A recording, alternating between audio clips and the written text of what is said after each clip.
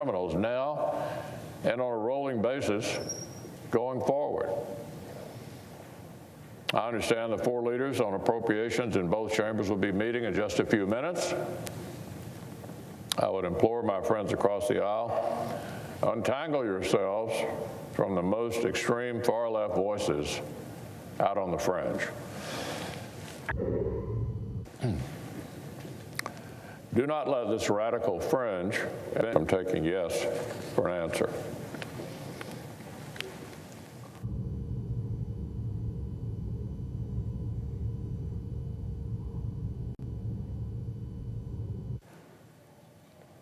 Don't let them torpedo all of this bipartisan work. This provision would rightly be a total non-starter with the White House, with any White House, not just this one. It would erase our progress and kick us back to square one. A total poison pill, pure and simple. Look, the American people are not clamoring for more aliens with criminal backgrounds to be roaming at large in their communities. Never heard anybody ask for that. And they certainly are not eager for that outcome, so eager for that outcome that they want another partial shutdown in order to achieve it. My Democratic colleagues in this chamber need to see this stunt. A stunt. They need to see it for just what it is. Bring their side back to the table and finish our work for the American people. They're going to report the bill. I move to proceed. They're going to report the bill. Under the previous order, the leadership time is reserved. Morning business is closed. Under the previous order, the Senate will resume consideration of S-47, which the clerk will report. Calendar number 7, S-47, a bill to provide for the management of the natural resources of the United States and for other purposes. I move to proceed to calendar number 6, H.J. Res. 1. Clerk will report the motion. Motion to proceed to calendar number 6, H.J. Res. 1, joint resolution making further continuing appropriations for the Department of Homeland Security for fiscal year 2019 and for other purposes.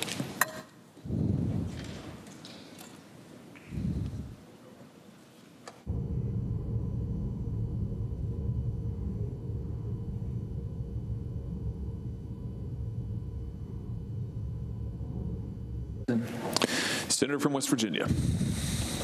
Unanimous consent to address for approximately no more than 10 minutes. Without objection.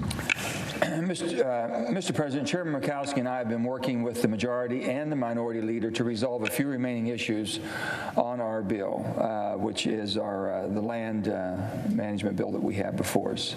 I would like to thank all senators for their cooperation and for the work that they have put in to get this at this point. And I believe that we are making good progress. We will vote on the motion to invoke cloture later this afternoon at 5:30. I will be joining Chairman Murkowski in voting yes on cloture and encourage all of my colleagues to do the same. I understand Senator Lee, my dear friend from Utah, may want a vote on his amendment to exempt Utah from the Antiquities Act. I have talked to Senator Lee many times about his concerns with national monuments in his state, and while I respect his views, I will oppose any amendment which threatens the success of the lands bill. And at this point, any amendment would threaten the success of that bill. Mr. President, this bill truly is a great piece of legislation for our country. This package includes numerous important provisions that will enhance conservation, recreation, and hunting, fishing, and shooting opportunities for sportsmen on federal lands. In my view, one of the most important provisions in the bill is the permanent, and I repeat, the permanent reauthorization of the Land and Water Conservation Fund. I have long supported permanent reauthorization of the LWCF, which has played a crucial role in making my state all the more wild and wonderful. In fact, since 1965, $243 million of LWCF funds have been spent to enhance recreation and conservation in West Virginia alone. The LWCF funds have been used to provide public access and protect many of West Virginia's most popular recreation sites, including the Dolly Sods Wilderness and the Monongahela National Forest, as well as every access point on the lower Gauley River and the Gauley River National Recreation Area. As you can see in this chart, LWCF funds have protected 57,000 acres in the Gauley River and the New River Gorge. While LWCF funds are used to protect important federal conservation and recreation lands, the program also provides essential funding to states to enhance state and local park and outdoor recreational opportunities.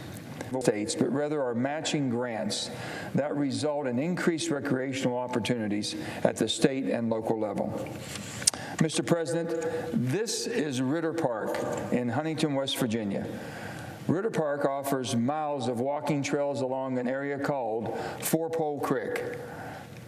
Ritter Park also has numerous tennis courts, playground facilities, and an amphitheater that is used by the community for small events, such as concerts and plays. The Rose Garden, which you can see here, is a wonderful place to spend some time. And in 2012, Ritter Park was named as one of the great public spaces by the American Planning Association. Over the years, more than $625,000 in state land water conservation funds has been spent on improvements at Ritter Park. The Land and Water Conservation Fund also provides other important financial assistance to states, including funding for the Forest Legacy Program, which helps protect working forests on private lands. The American Battlefield Protection Program, which helps protect Civil War and Revolutionary War battlefield sites on state and public lands, and grants to protect endangered species habitat on non-federal lands. On the federal side, LWCF funds have been used to safeguard some of our nation's iconic public lands. Here you can see just a few examples of areas where LWCF funds have been used to ensure that we can set aside these areas for future generations and help our land management agencies follow their conservation mission as directed by Congress. LWCF funds help complete protection of and provide important public access to areas set aside by Congress in recognition of their national significance, including lands managed by the National Park Service, the U.S. Fish and Wildlife Service, the Bureau of Land Management, and Forest Service. In West Virginia, we have the Canaan Valley National Wildlife Refuge, which is managed by the U.S. Fish and Wildlife Service. Canaan was established in 1994 and was the 500th wildlife refuge to be established. Since 1994, every single acre of the 16,613 acre area was acquired using LWCF funds. And Canaan Valley National Wildlife Refuge is a truly beautiful place, which would not have been possible had we not had the LWCF. Permanent reauthorization of the LWCF will ensure states and federal land management agencies will continue to protect and conserve nationally significant lands for future generations, all without relying on taxpayer dollars. It is past time for Congress to permanently reauthorize the LWCF. Mr. President, the Land Water Conservation Fund is one of the many pieces of legislation in this package. It is another reason we need to pass this bill and send it over to the House to the President for his signatures without amendments. I am pleased we are making good progress and hope we will be able to move to final passage without additional delays. Mr. President, I thank you, and I note the absence of a quorum. Clerk will call the roll. Mr. Alexander.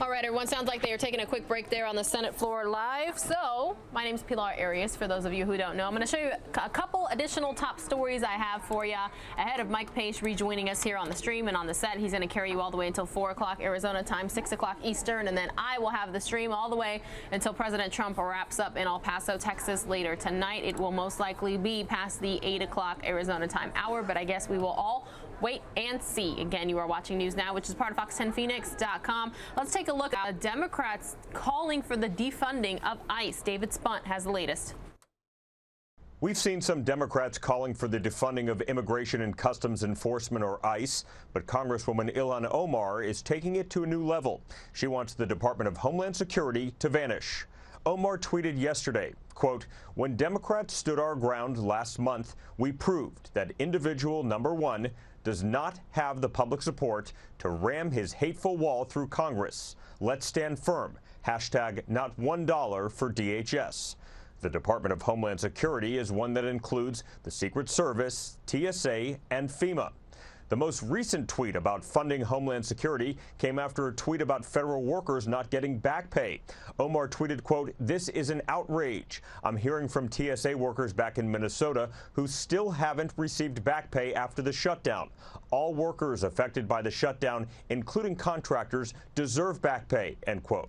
Omar and other members of Congress held a rally this week in front of the Capitol aimed at defunding ICE. She said this about President Trump.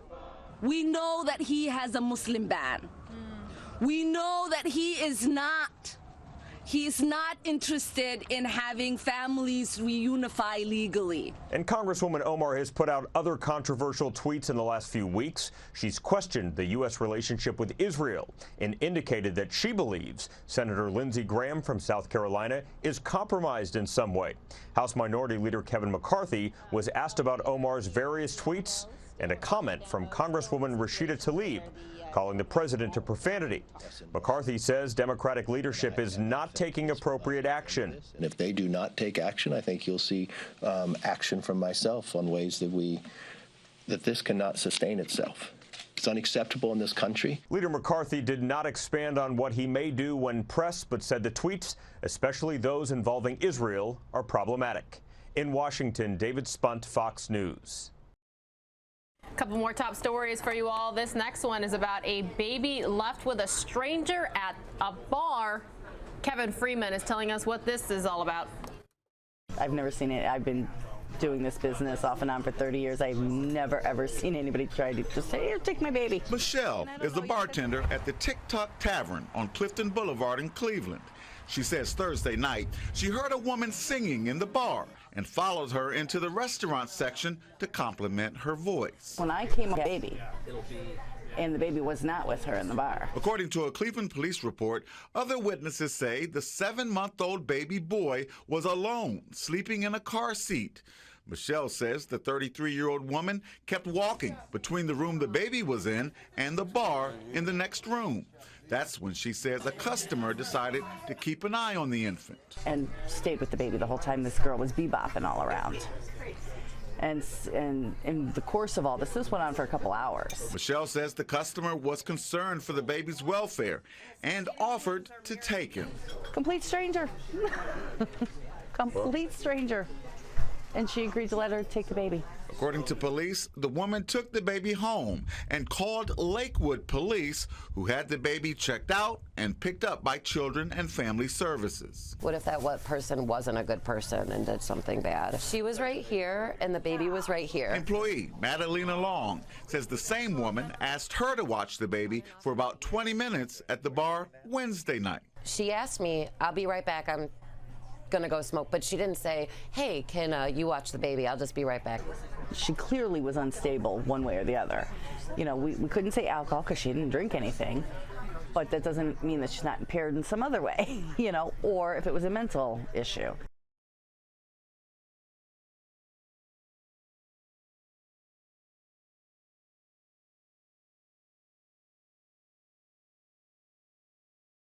Clearwater Beach, Florida. Wow, it is stunning. I wish I could be there right this second. Certainly living up to its name right now. Another top story for you. A car crashes into an apartment building. Brandon Smith with the details. this car, this truck was in their park right there. Right here. Lynetta Byers, who lives in the second floor unit, still in a bit of shock after police say 39-year-old Carlos Silva was behind the wheel of the truck that crashed into the complex. I was asleep, of course, and I heard a boom, and I woke up. It woke me up. She says because of the damage, a few people got displaced, but she hasn't heard of any injuries. Fortunately, our neighbors had to leave from the first floor and the second floor there. I'm not sure, I know this is a bedroom here, but I'm glad the young lady, she was sleeping in there from what I know. She was sleeping there, it's a front bedroom right there, but she was okay too. She adds this isn't the first time a wreck has happened in this area and believes speed may be an issue. The only thing that does scare me for living here right now is the traffic runs, the cars go very fast. You know, I hope, you know, with this accident here that, you know, maybe we can get some speed bumps here on this road. Brandon Smith, Fox 46 Charlotte.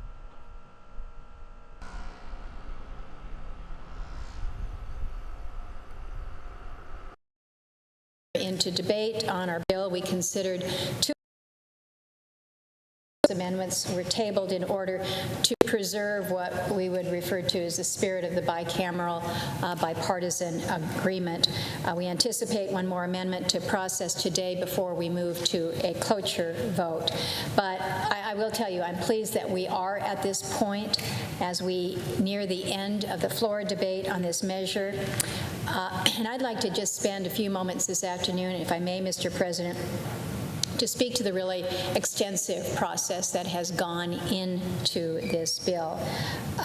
It's a substantive bill. There is no doubt about it, but it is substantive because of the many, many, many different, discrete, small provisions that have been incorporated into it. Reaching this point has been no small task.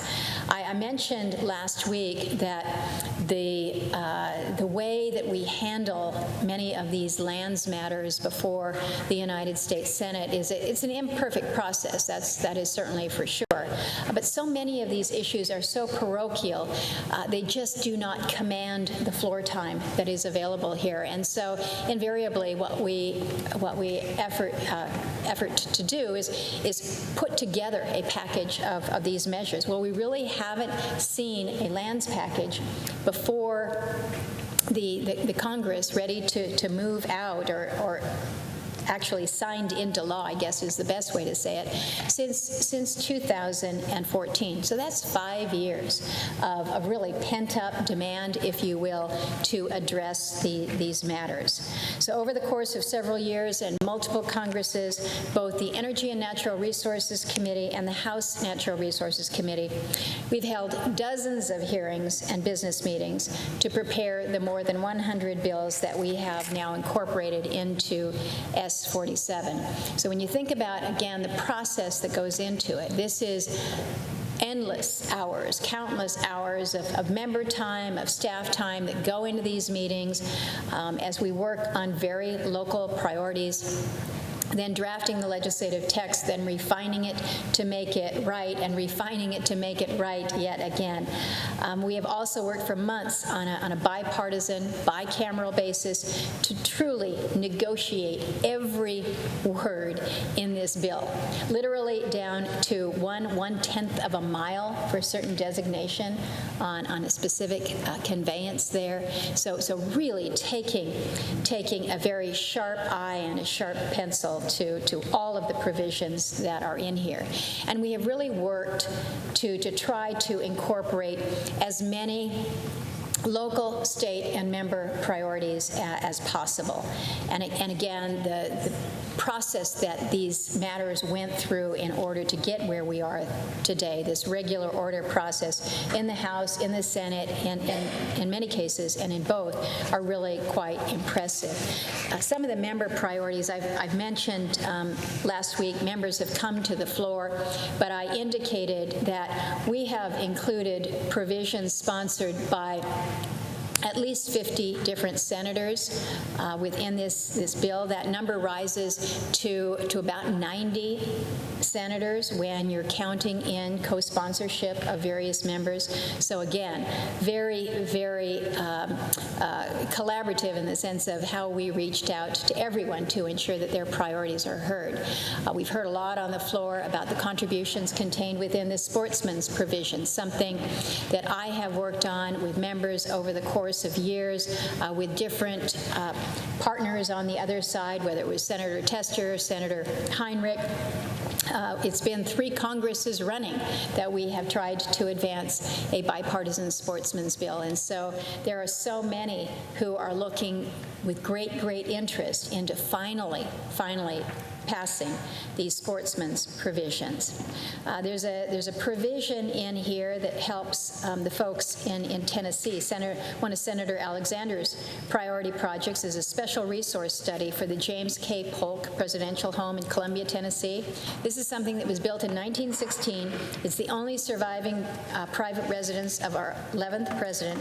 And what we do within this bill is we take that first step to make a determination to ask the question of whether this special place should be designated as a national park unit at some point in the future. So pretty parochial, pretty small, but important to those in Columbia, Tennessee. I mentioned some of the Arizona provisions. Udall Park in Tucson, Arizona is a priority for the Arizona delegation. And it's one of those issues where you have a park, pretty popular local community park in the city, and they've got all kinds of activities that you would anticipate in a small park. You've got baseball, swimming, farmers market. And up until just a couple years ago, the city of Tucson was actually unaware that the federal government even owned this local park. And so what we do in this bill is we clean up the ownership issue, which allows the city then to move forward with the day-to-day activities without facing these federal bureaucratic hurdles that happen back here. So when they want to do something that would be good for that community, like expanding a farmer's market or improving cell service on the softball fields, they don't need to come to us to ask for that kind of permission. Pretty common sense. I mentioned some of the priorities coming out of the state of Louisiana and a measure that Senator Cassidy has been working on, the Lake Bistineau Land Title Stability Act, which I shared the story with some homeowners who'd been on a parcel for 13 years, built their home, want to sell. Then they find out that they can't because they don't have clear title to their land due to an issue with the BLM management survey. So we work with BLM, the state of Louisiana, all this bipartisan work to clear up title. Again, this is something that you wouldn't think that you would need an act of Congress to do, but we do that. Up in the state of Minnesota, worked with their delegation there to modify the boundaries of the Voyageurs National Park. In Georgia, we're expanding the Okmulgee National Monument. This is a prehistoric American Indian site, and we're doing this at the request of the local communities and the tribes. It's got great, strong support from the Creek Indian tribe and the local community.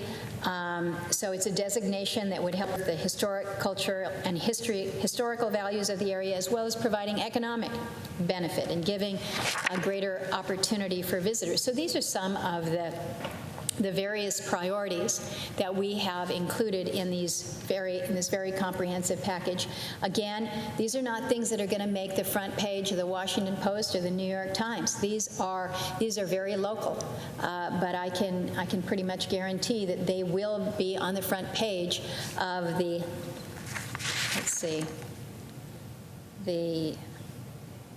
Okmulgee.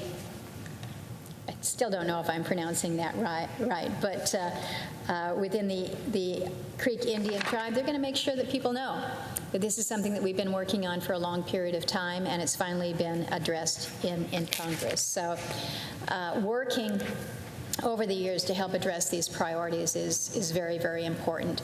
We have received not only the support of so many colleagues, again, in the Senate, in the House, Republican and Democrats, but we have heard it from organizations and communities around the country. Some of these names are pretty well known to us. You've got Ducks Unlimited, the Boone and Crockett Club, Congressional Sportsmen's Foundation, the National Wildlife Federation, the U.S. Travel Association, the Nature Conservancy, but that's just a start of the many, many that have weighed in. So I want to give a couple more examples from groups that have written in to share their support.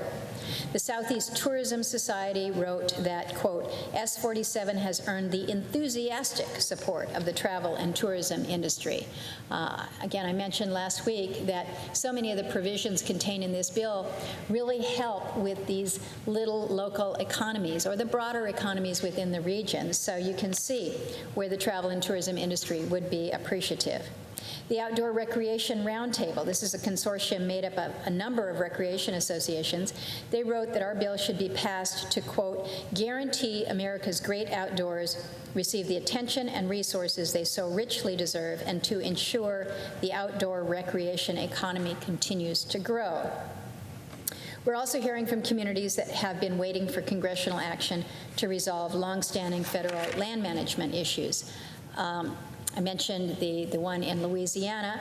I've also mentioned the situation in Tucson, Arizona. We did receive Mayor of Tucson in support of our package because of the provision that we have included that he says will bring closure to a historic agreement made between the City of Tucson and Bureau of Land Management at a popular urban park in Tucson's northeast business and residential area.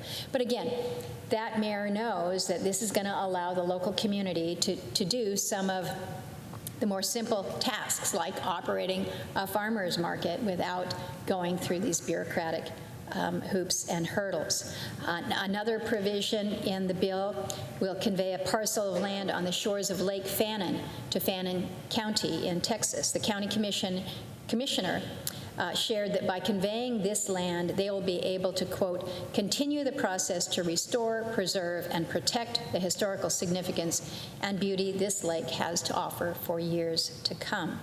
So, again, just the encouragement that we're getting from the communities, from the organizations. I've certainly heard from a lot of Alaskans that are very pleased about where we are with this lands package. We heard from Sherry Beretta. Sherry is the chair of Chugach Alaska Corporation, and she wrote that, quote, Section 1113 of S47, while long overdue from our perspective, provides a welcome and extremely helpful mechanism for addressing serious inequities relative to our land settlement. So again, the land settlement in Alaska, decades old, and so we are still attempting to address some of those inequities, and this legislation allows us to do that. David Fee, who is the coordinating scientist at the Alaska Volcano Observatory, noted that, quote, current volcano monitoring capacity in the United States is deficient, and we are unable to accurately forecast and detect eruptions at an adequate level.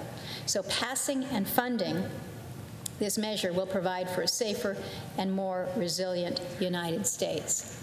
So, again, the benefit that we provide for so many around the country. These are just a few of the examples of the many communities and the organizations that support the passage of the bill. We have a full list of our supporters that is available on the committee's website. It runs almost 7 pages long, but I'm going to be submitting for the record not only that consolidated list, but also the many, many, many letters of support that we have received. But these folks, these individuals, these groups, these communities, they're writing in to make their support known because there's good policy in this package. It's good policy. Policy that fosters economic development in rural America. It's policies that ensures incredible landscapes are conserved for future generations to enjoy. It's policy that ensures access for sportsmen and women, allows also for greater access for some of our off-highway vehicles. It's policy that enhances our volcano monitoring systems. It empowers local water managers to make decisions about how to conserve water and endangered species. And I want to just kind of segue off of that, because there hasn't been a lot of discussion about the water provisions within this bill. I keep referring to S47 as the lands package. But the truth is, it's not just about land, it's about water as well, and it includes a number of important Western water provisions. We improve water management by taking important steps to provide greater local control over water resources and promote management that balances the needs of water users with fish and wildlife protection. And as an example of this, we create a new Bureau of Reclamation title transfer program. This is going to facilitate conveyance of water facilities to the local agencies that have been managing them for decades, and in some cases, longer than decades, almost over a century, and that have fully repaid the government for the cost. So effectively, what we're talking about here is we're simplifying the process for local utilities, for states, and for tribes to pursue title transfers for reclamation projects, not by requiring an act of Congress to do it. So again, it's simplification, it's common sense, it's making things work. It's a straightforward change in the law that will make a huge, huge difference for the entities in 17 of our western states that manage water projects, canals, other water infrastructure that irrigates more than 11 million acres of land that provides us everything from fresh fruits and vegetables for millions of Americans every day. We also authorize individual title transfers to California and Oklahoma. These provisions will greatly improve water management and incentivize capital investment in water infrastructure while conserving the water resource and protecting public safety. The reauthorization of the Upper Colorado and the San Juan River Fish Recovery Program and Phase 3 of the Yakima Basin Water Enhancement Project are both included in this bill. And both of these are really a great example, I think, of how a collaborative approach to water challenges rather than litigation and conflict result in solutions that benefit water users and the environment. And we've certainly heard from Senator Cantwell on this as it relates to the Yakima Basin project, and again, that very collaborative effort that was involved with that. The Colorado River Project involves bringing 4 species of endangered fish back from the brink of extinction while water development projects move forward. There are other important water provisions that didn't make it into the bill for various reasons. I think many of us were disappointed, it's fair to say, but it's clear to me that there is a lot more that we have to do to address these major challenges with Western management of water and drought resilience. So we've got some issues to work through on that, certainly not the least of which is the Colorado River Drought Contingency Plan. This involves an interstate agreement to keep Lake Mead from dropping to critical levels. It's taken years of negotiation with cities, tribes, farmers, elected officials, and I clearly understand that this is a time-sensitive issue. I had hoped that we might be able to finalize it for this package, but I am looking forward to working with both Senator McSally, who is the new chairman of the Water and Power Committee on a subcommittee on the Energy Committee, and working with her and Senator Cortez Masto as the ranking member on that so that we can get this over the finish line as quickly as we can.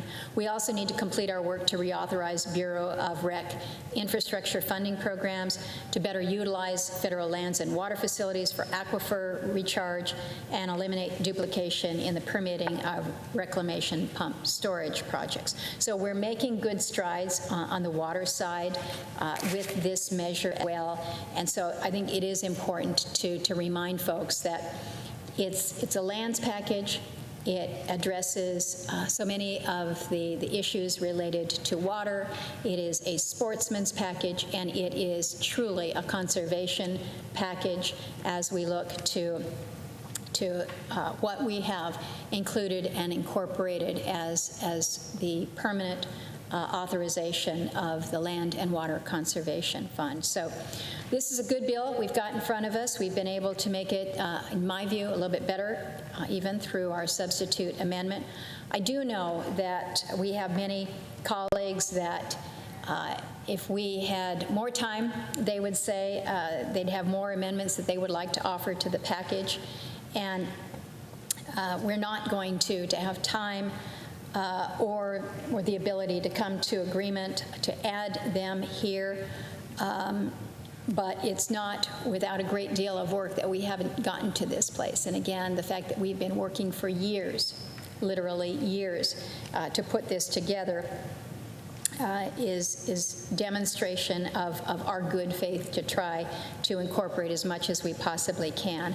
And I do want to repeat, and I know that Senator Manchin has as well, this is not going to be our last chance to pass natural resources legislation in this Congress. As soon as we get done here, hopefully no later than early tomorrow, we're going to be right back at work. The Energy and Natural Resources Committee going back to work, holding hearings, moving lands legislation. This is our effort, what we're dealing with right now. Clear the deck and then move on to some new issues. So we'll be back again to move many of the provisions that perhaps weren't quite ready for this particular package. So later this afternoon, we're going to vote on a motion to end debate on S-47. I would strongly, strongly encourage all members to support that motion and to allow us to take the final steps to move this important package with a good, strong, robust bipartisan support, send it over to the House of Representatives so we can finally get this enacted into law. And with that, Mr. President, I see that my friend from Nebraska is here, and I yield the floor.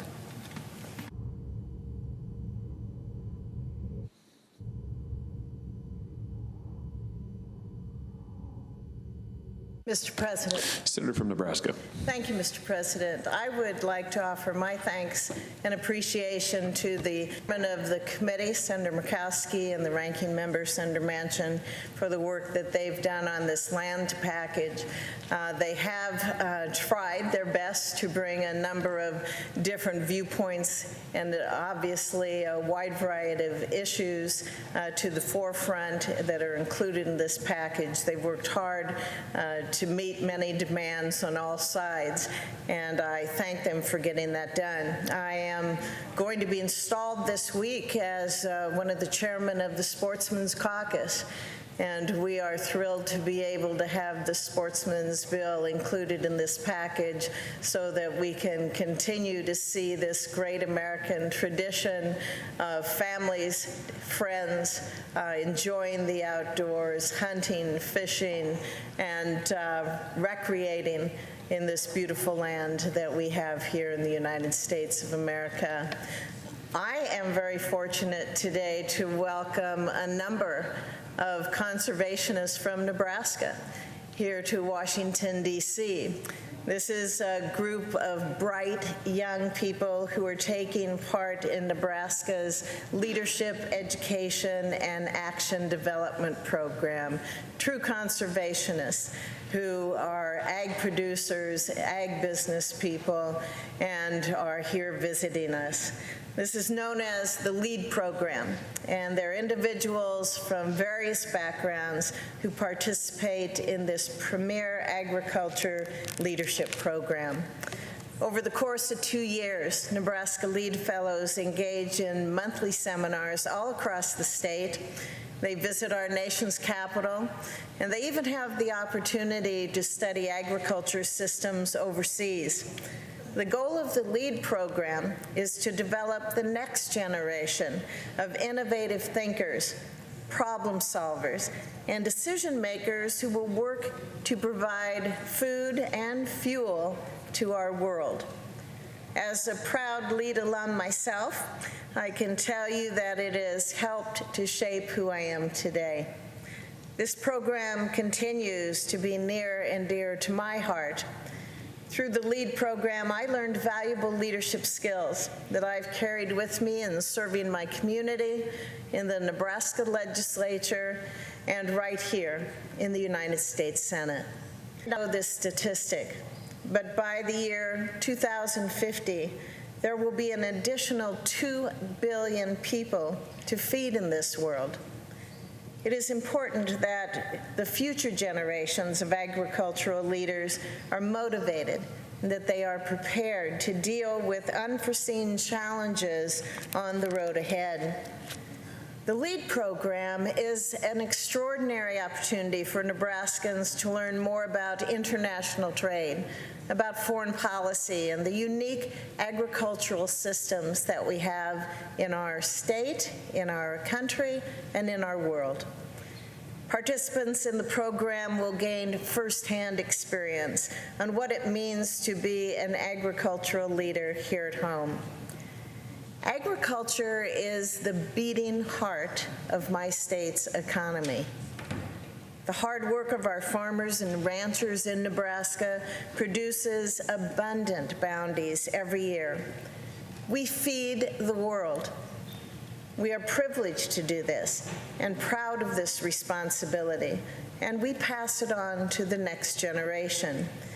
But we also know that putting food on family dinner tables around the world does not come easy. It's the result of calloused hands and long days. It's chopping ice in the tank for thirsty cattle when it's 20 below, and moving irrigation pipes for thirsty crops when it's 110. It's the product of bright innovations, new technology, critical thinking, and fresh solutions in addressing some of our world's most pressing challenges. And now it's in the hands of the next generation of leaders. Nebraska's Lead Class 38 understands this. They know that our future is filled with promise. So I'm expecting great things from each and every one of them, and I look forward to meeting with them this afternoon after I leave the floor. Lead Class 38, we are grateful for the work that you are doing now and the good work that you will do to help build a stronger Nebraska and a stronger world. I want to again extend a formal warm welcome to all members of V8, and I hope that you will enjoy your time in our nation's capital. Thank you, Mr. President. I would yield the floor.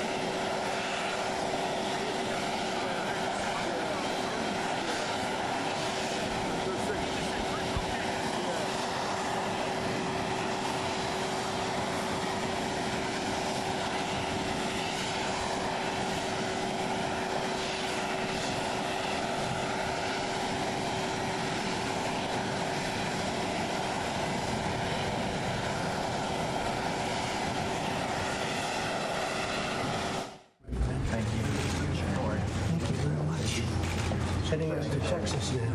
Thank you, Mr. President. The fight for you. Thank you. Fighting for everybody. Mr. President. Thank you very much. Thank you, Mr. President. Mr. President. Thank you, sir. Mr. President. Thank you, sir. Absolutely. Appreciate it. Thank you, sir. I will. Thank you. Thanks. Thank you. Nice to meet you. Thank you very much. Thank you for being here. Appreciate it. Bakersfield, California. We appreciate you. It's a good place. Border Sheriff. Thank you very much. The Border Sheriff, you know about it then. Thank you, everybody. Move over just a little bit so we don't lose you. Hello, John. Hi, Steve. So thank you very much. I'm heading out to El Paso, Texas right now. And we are going to do a job. We're going to continue to do what we're doing. I think we've made a lot of progress. We've actually started a big portion of wall today in a very important location, and it's going to go up pretty quickly over the next 9 months. That whole area will be finished. It's fully funded. Construction, which I know a lot about, is begun, and it's a much better wall, much stronger wall, and a much less expensive wall than we've been building. And we're going to have a lot of wall being built in the next period of time. I'm with some of the great law enforcement people. A lot of them are friends of mine.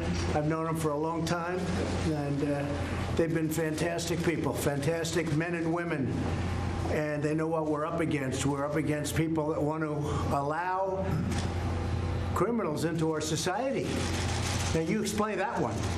You know, most things you understand, but they want to allow criminals into our society. Convicted felons, people of tremendous, big problems. I just got this from Homeland Security. And you look at this, thousands of people. Dangerous drugs, 76,000 people. Then you have traffic offenses. That's not so good, but that's every crime. Assault. 63,000 people. Larceny, 20,000 people. Fraudulent activities, 12,000 people. Burglaries, 12,000 people. These, again, are just a different crime. Robberies. These are the people coming into our country that we are holding and we don't want in our country. And the Democrats want them to go into our country. That's why they don't want to give us what we call the beds. It's much more complicated than beds. But we call them the beds. Robberies, 5,991. Sexual assaults, 6,350. Forgeries, 5,158. Stolen property, 4,462. These are people we're talking about. Kidnapping. These are people that kidnap people. The Democrats want them to come into our society. I don't think so. Anybody here would like to have a lot of kidnappers left in our society? I don't think. I won't bother waiting for you to raise your hand, right? Kidnappings, 2,085. Homicides, that means murder. Murderers, 2,028. I mean, it's incredible. Sexual offenses, 1,739. Just came out 2 minutes ago. Homeland Security, Department of Homeland Security.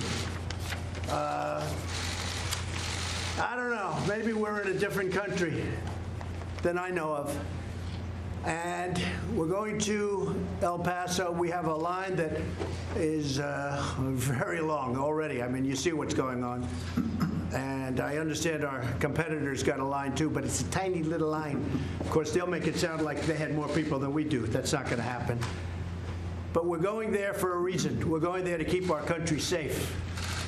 And we don't want murderers and drug dealers and gang members, MS-13, and some of the worst people in the world coming into our country.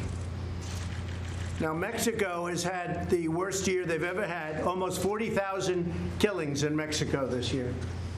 One of the most unsafe places, unfortunately. We need a wall. And all of the other things are nice to have. But without a wall, it's not going to work. We can have technology, we can have beautiful drones flying all over the place, but it doesn't work without the wall. Now, we need a wall. We can call it anything. We'll call it barriers, we'll call it whatever they want. But now it turns out not only don't they want to give us the money for the wall, they don't want to give us the space to detain murderers, criminals, drug dealers, human smugglers. How bad is that? Human smuggling. People think of that as an ancient art. There are more human smugglers right now, traffickers they call them, than at any time in the history of our world because of the internet, unfortunately. So I'm heading out, and we have a tremendous crowd, like tremendous. They have 75,000 people signed up. I think the arena holds like 8,000 people, unfortunately. I like the old days when I was allowed to have very big crowds, John.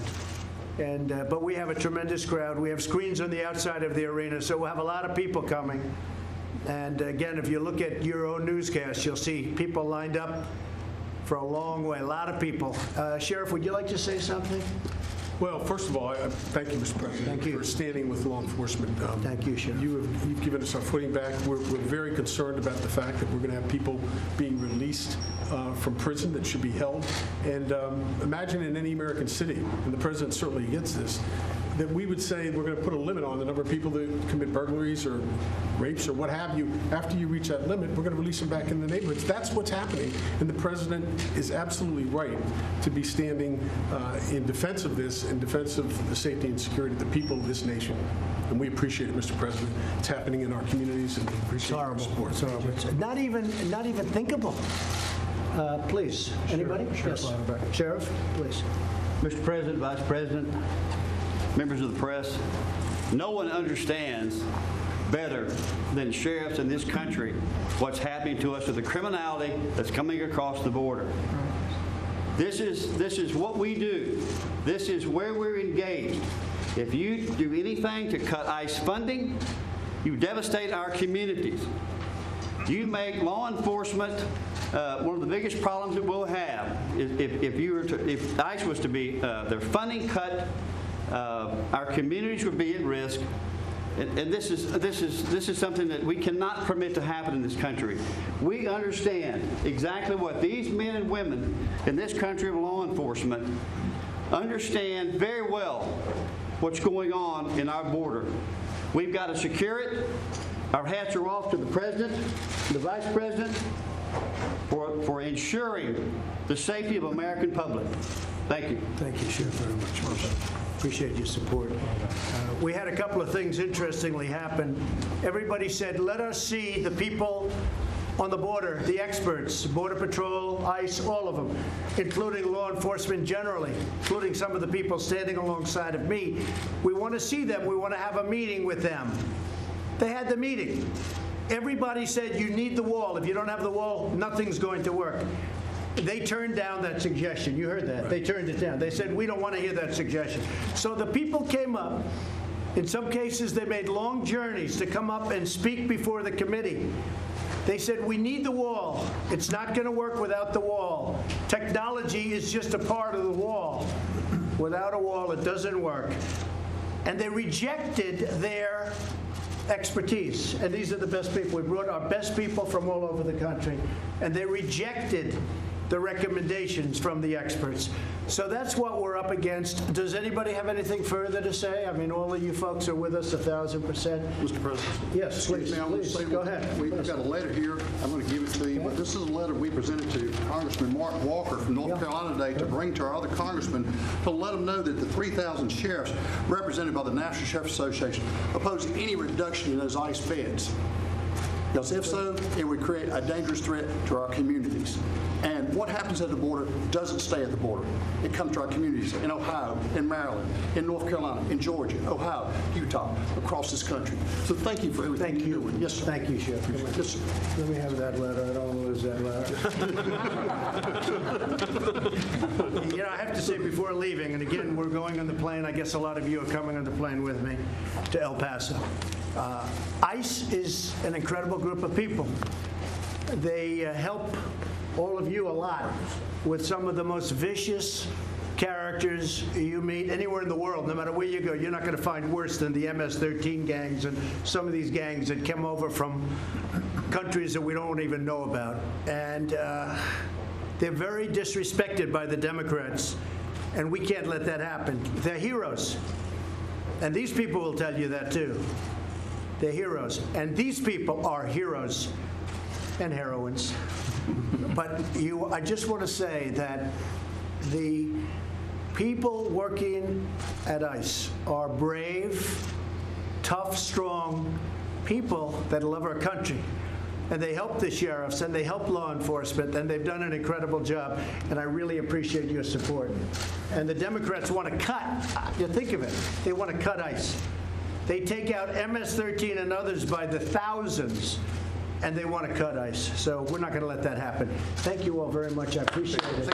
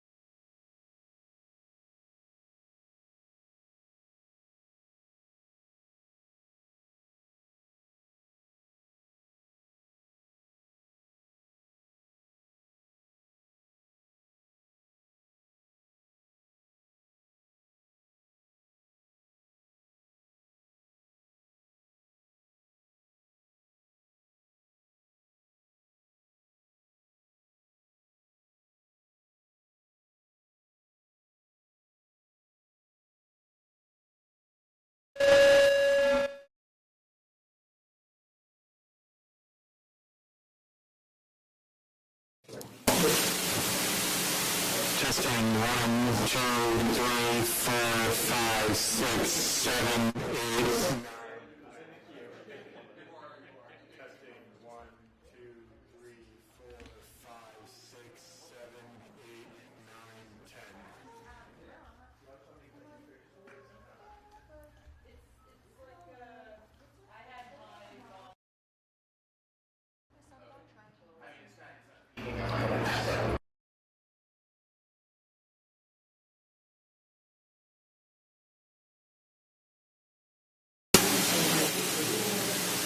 Testing 1, 2.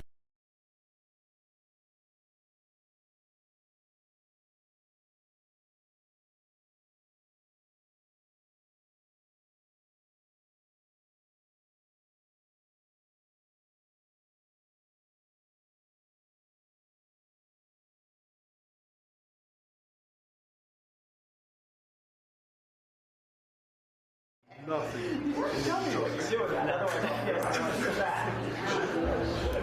is a little crazy, but whatever.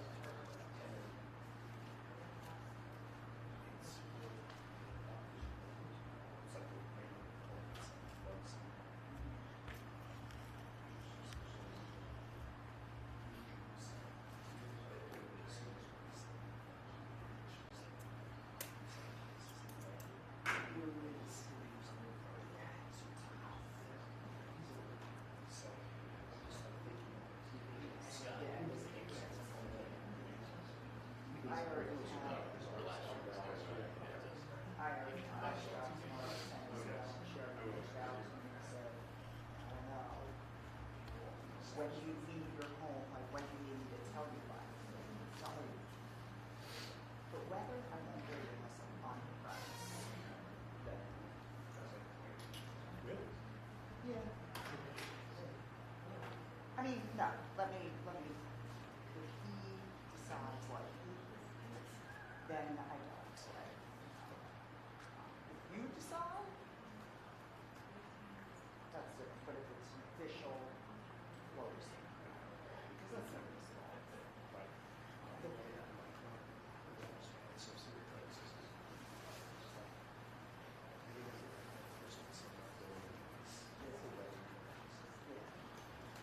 But I guess the doctor's offices and I guess in certain places that they call it open smoke.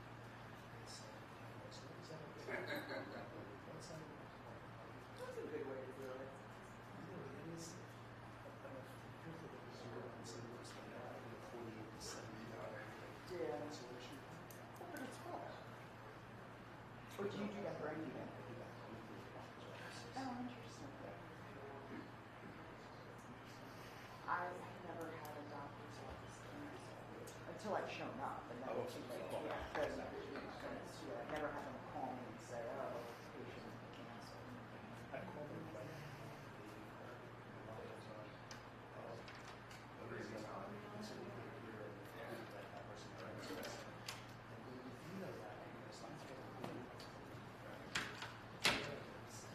yeah.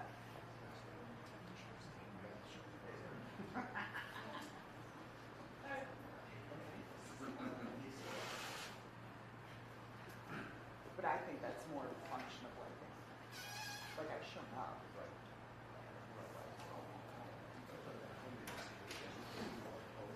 Yeah. They set I've up. done that too. And you see just phone up, get them in here, that's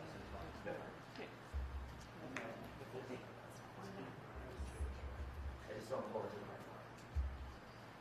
Yeah, I just don't pull it to the microphone. Got it. Thank you.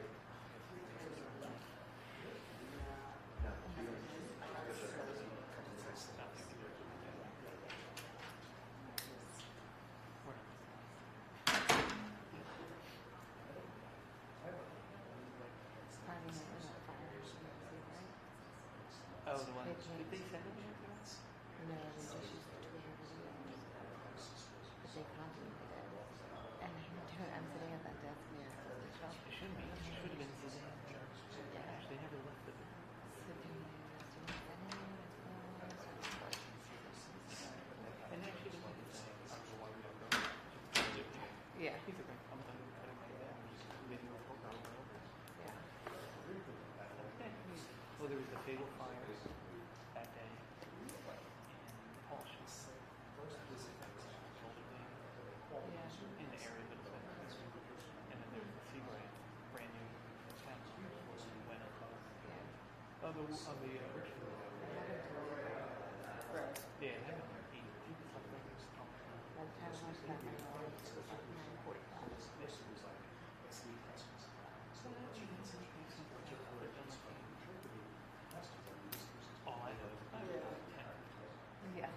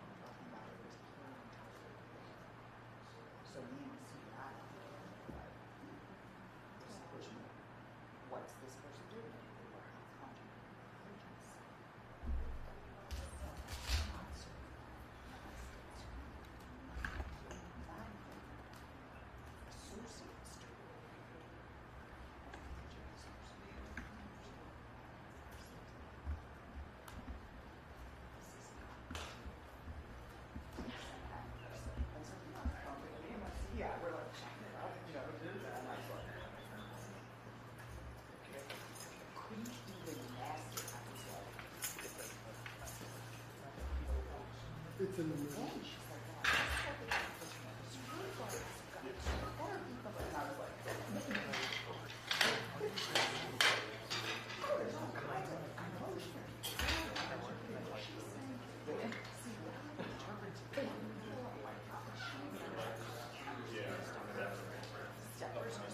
I think we think that one might be better. This person actually was there for like months before they called. She said, the whole thing was like, she's like, well, who's going to die? Not my kid. Yeah, she was. I don't know that he was going to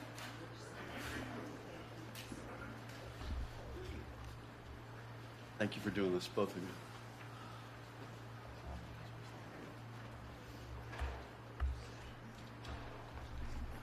Good afternoon all for coming out on short notice. Welcome back to the Rock.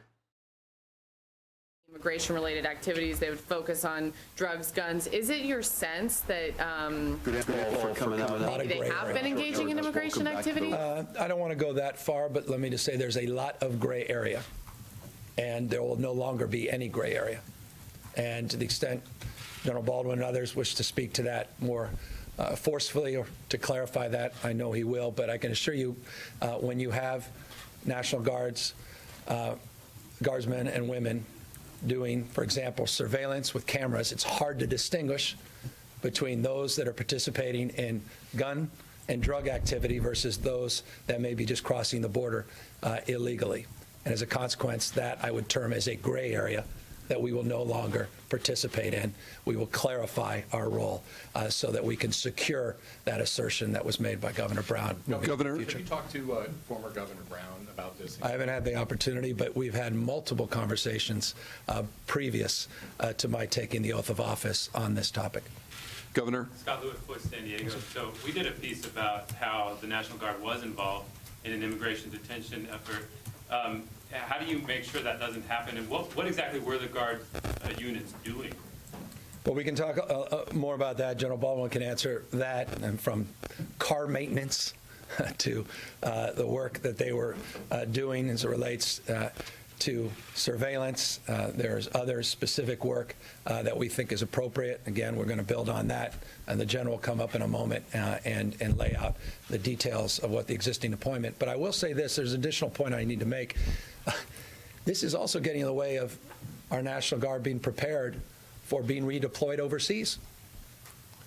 They actually are doing work that precludes them from getting the training and the skills and the time off that is necessary to make sure that they're prepared for more appropriate deployment. So this is actually hurting our readiness, which is another point that should be emphasized in this executive order and in the letters in this redirection. Oh, excuse me. In terms of paying for this, I know the state has to pick up the cost for fire. Do you have a number on how much that's going to cost? Yeah, we have an estimate. It's in the sort of $8 to $10 million range, Annual roughly. Ongoing? Well, it depends how long we want to advance. I don't have the appropriation authority for multiple years, but I certainly am desirous of moving in a new direction, and we're looking potentially an appropriation in that $8 to $10 million range. Governor Mike Leary from Case Area 3. What is your response to some Republicans in this building who say that your executive order ignores the issue of human sex trafficking? Well, I think there's a great New Yorker piece that they should refer to, and they should be educated on this topic. There's a lot that's been stated, that a lot of it falls flat on the facts. The best piece on this was recently done, and I think you're going to be hearing more from Democrats nationally to suggest that that is a bit overstated, though an issue, nonetheless, that the real issue is drugs, the issue of guns. And on the issue of drugs, we actually have seen some success with our current deployment, and that's the issue that I want to tackle. And to the extent people are still part of that equation, we also will assist. But I'm not going to be hyperbolic on that, because I think that's also been used for political purposes and heightened to exaggerate intentionally. And again, I refer you to as the data and the studies on this have borne out that there's a contrary narrative. So is your sense that's a false narrative? No, I think it's like many things. There's aspects that are true, but then they highlight those and overstate them in order to curry favor with a policy that's flawed in the first place. But nonetheless, there are legitimate concerns. They're just overstated from my humble perspective. The deeper issue is drugs. That's real. That's not manufactured. Actually, Sir Major Baldwin, if you could address the specific mission in the border region, and I'm just curious what your perspective is on the troop morale. What are the soldiers thinking about their jobs? What are they doing on the day-to-day? So the governor has directed us to only continue those mission sets, as he mentioned, that focus squarely on transnational criminal organizations and the drug threat. And those jobs will be the people that are doing the cargo container searches at the ports of entry and at Border Patrol checkpoints throughout Southern California, and also on our criminal intelligence analysts that use techniques that we develop in the war on terror to undo terrorist organizations, use those same techniques to help the law enforcement agencies take down criminal organizations. That's going forward? We're doing that mission now, that mission set now. Those will be the only 2 mission sets that we continue to do. Morale remains high. The soldiers that are on that mission are going to be afforded opportunities to compete for these positions with CAL FIRE, to go do forest fuels management. A number of those soldiers are coming from one infantry battalion that's preparing to go into what we call its ready year, which means it has to be ready for overseas deployment to combat zones. Those soldiers will be going back to their unit to continue to train to prepare for overseas combat. Where's that unit? That unit's located in the greater Los Angeles area. Major, the governor spoke about the National Guard being used to look for illegal marijuana grows. Is that a new assignment? Is that something you do now? We do that now. So we have a counter-drug task force that's completely federally funded. No money flows through the state treasury, of about 225 people that currently assists local, federal, and state law enforcement agencies in getting after the narcotics problems within the state of California. The preponderance of those people are focused on marijuana eradication and going particularly after grows on public lands where the growers and the cartels do incredible environmental damage and environmental degradation. And indeed, we're involved in working with organizations like the Sierra Club in order to go and return the lands to its pristine state. Can you address the gray area he described about immigration enforcement? Sure. So we have not been involved in any detention of immigrants. However, as the governor mentioned, there is a gray area. If you are a camera operator, and we have a number of soldiers being camera operators, or you're working as a dispatcher, and as a camera operator, you see an intrusion across the border, someone coming across the border. Any intrusion across the border in between the ports of entry is illegal, even if you're a U.S. citizen. So our soldiers would report that to the Border Patrol for the Border Patrol to take action without knowing what the intent of the person that's crossing the border is, whether they are indeed criminals that are smuggling guns, doing human trafficking, or something even more nefarious to do harm to our country, or if it's someone here coming to seek a better life. We couldn't make the distinction between the two. That was up to the Border Patrol to sort out. Those tasks were within California state law and within the guidance that Governor Brown had given us.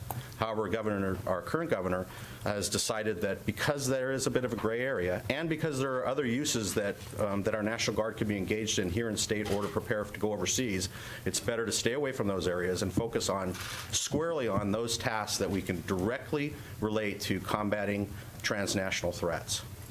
So will there be any National Guardsmen involved in surveillance after this order takes effect? Not under the current mission set.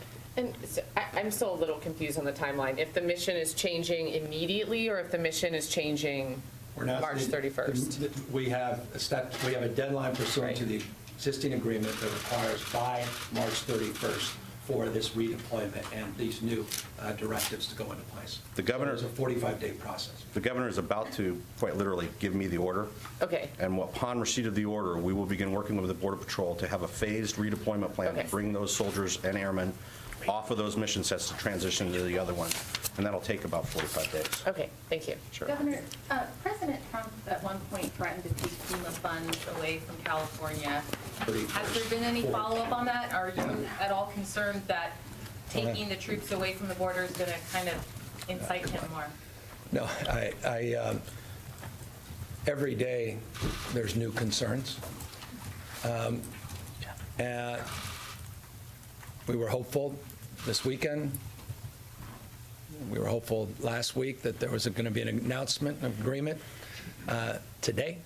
The Democrats and the administration coming together to address the prospect of yet another government shutdown. Obviously, that didn't take shape. The president announced a number of days ago that he was going to go down to El Paso. There are counter demonstrations in El Paso. You had the governor of New Mexico similarly make a commitment to redeploy National Guard. There are many factors.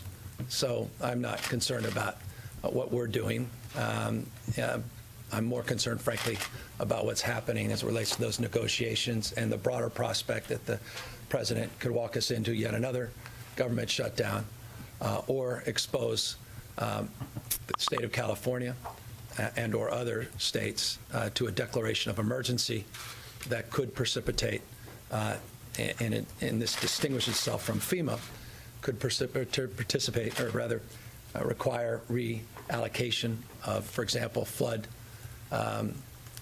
monies, disaster relief dollars that have already been allocated or at least directed for existing projects. That's a broader concern that we're obviously monitoring. If he does that, does the state have any recourse? We are can assure you we will address that appropriately, and over the course of the last few weeks, we have, with the Attorney General's office, been reviewing what that recourse may look like.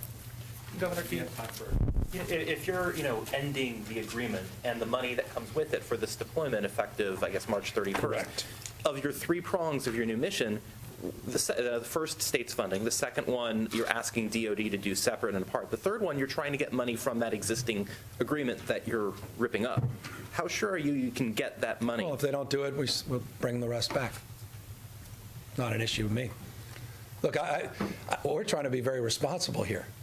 I didn't just pull the entire Band-Aid off. I'm trying to acknowledge there's some legitimate concerns, but I'm not going to play into the hype and the politics. Those legitimate concerns, can be supported. Our efforts could be supported. We actually are working very collaboratively. There's good engagement. There's real rapport. And that's been demonstrated to me. The evidence has been provided to me.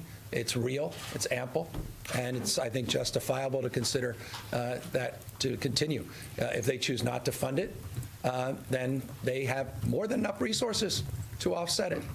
Rather than having our 100 National Guard, they have 3,750 U.S. military personnel, more than in Afghanistan, Iraq, Syria combined. I mean, it's comedy, folks. You know it. I don't know what the right adjective is without coming off as hyperbolic. The whole thing is ridiculous. And by the way, those are not just 3,750 new troops. That's on top of however many thousands he had previously said he was going to deploy.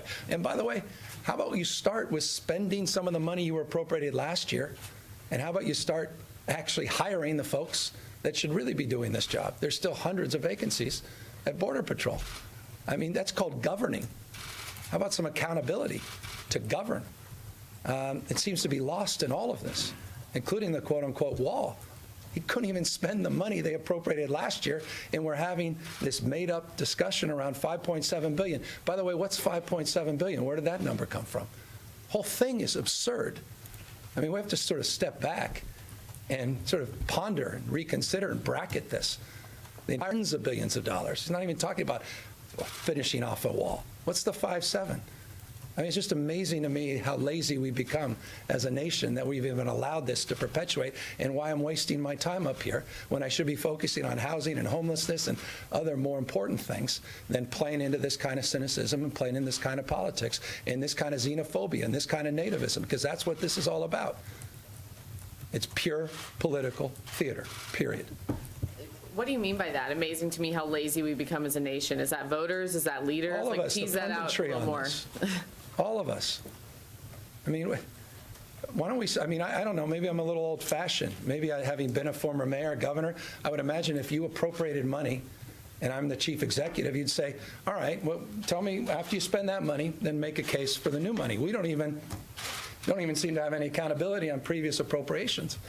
We just say, well, I just need another $5 billion. No, 5.7. And we just write it as if it's, it's this theater, the whole thing, we've allowed ourselves, we've been sucked into this vortex of the absurd, and I want to get out of it. And that's what I was elected to do. And by the way, no one should be surprised by this. I was very vocal on the campaign trail about this. I wasn't critical, but I was cautiously, I was cautious and concerned about Governor Brown's original agreement. Made that clear to him publicly and privately. And I think the only surprise, frankly, is that these guys were able to convince me that there was actually some really good work being done down there as it relates to drug trafficking, and I was willing to concur with that and continue to have 100 folks down there. About how many troops are going to be reassigned to fire safety duty? 110 is the latest number. That's right. Yeah, for hand crews. And that's our current number. That could change, but it's roughly 100, 110. Do we know exactly what they're going to be doing? Yeah, we have, working with CAL FIRE, and they've the specific protocol of training. I don't know if you want to talk a little bit more about these hand crews that you've got out there and how we're going to augment your training and support. Sure. Thank you, Governor. Also, they will be led by CAL FIRE, so we're going to have CAL FIRE employees that are leading those crews.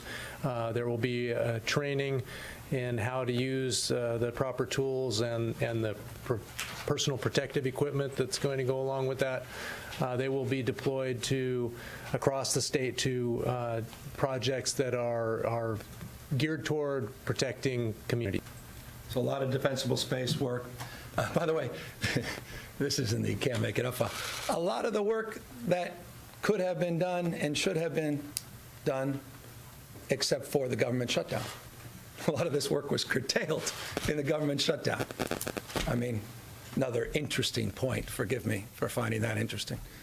Governor, if you were so insistent on, taking this action as you were on the campaign trail, why wait to do this withdrawal until we were basically coming to the end of this? I wanted to be responsible about it. I wanted to work with the folks behind me. I've been here a whopping 33 days or something. So this is not late in my administration or tenure. It's very early. And I wanted to give the benefit of the doubt to the folks assembled behind me that did identify some good work being done. My initial inclination was to pull everybody back, but they presented me data. They presented me evidence. They were able to take the time to collect that data and evidence to suggest that some good work is being done. And in a way to be judicious and thoughtful about this, not sort of political about it, but sober about it, I agreed to at least the 100 folks staying behind. Did you tell the president? I haven't had a chance to talk directly to the president, but I did talk to the Homeland Security Director, and I've talked to other folks in the federal government, including the other side of the political aisle. This is a bit off topic, but last week it was reported that the California National Guard was not going to force transgender soldiers out. And since the opportunity, by the way, I thought that was the right decision. The question is, can we make that decision unilaterally? Can you make that decision unilaterally? That's an open-ended question. Dare I say, I suggest perhaps not, save for the reserves, which is a different category, where we do have that legal right.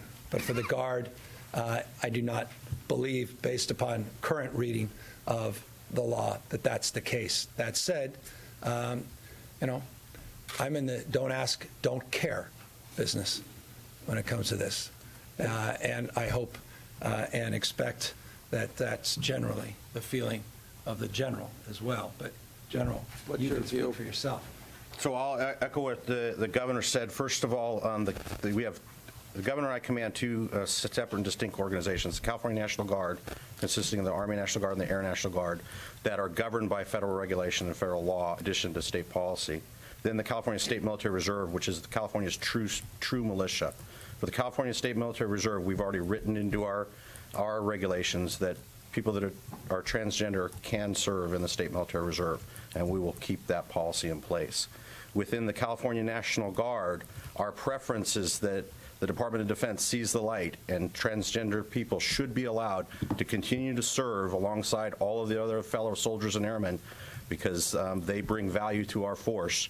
And if they're willing to pick up a rifle and follow us into combat, then they're welcome to be on our side to do harm against those who would do harm to us. Do you know how many people transgender people this all affects? So within the California National Guard, no, because as the governor pointed out, we don't ask, we don't care. So if we don't care how people gender identify. What we care about is, can you come to work? Can you perform your duties as a soldier and airman? Can you support and defend the Constitution of the United States? And are you willing to go into the fight and fight alongside of us? The answer is yes. We don't care how you gender identify. Just another insult. Just to demean a group of folks, again, for purely political purposes is, again, disgraceful. It's un-American.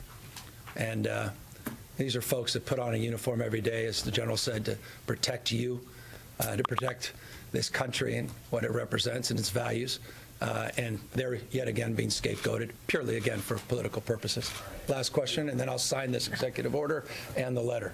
Rachel Wolf, KLVR 13. So are you, just listening to what you're saying, are you going to ask the federal government to backfill in terms of funding for these crime-fighting positions? Yeah, no, we expect we will negotiate the new terms of an MOU to the extent that they seem to have desired continuation of the entire deployment. I would imagine and hope they will continue to support at least a more modest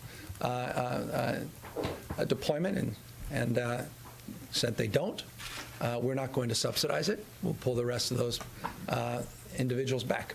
So I'm not concerned about the costs related to that. We will request partnership, and we'll request cost reimbursement for any redeployment into Northern California as it relates to cartel activity. If that's not forthcoming, if they're not interested in that, which in the past they've expressed that they are, then we'll have to reconsider. I don't expect going out of pocket on that either, though legitimately going to have to address some of those concerns, and with or without the National Guard, we'll need to pursue those. Can I just ask one more question, Governor? Yeah. You've mentioned housing and homelessness, not enough attention being paid to that. So I just one quick question on that. I opened myself to that. You've been unequivocal in your calls for housing to be a shared responsibility across California between cities and counties. Would you apply that same strong call to the services on homelessness?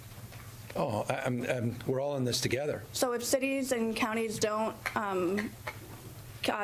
put enough shelters or permanent supportive housing or other... Oh, you mean, am I going to sue cities? Are you... No, I'm not going...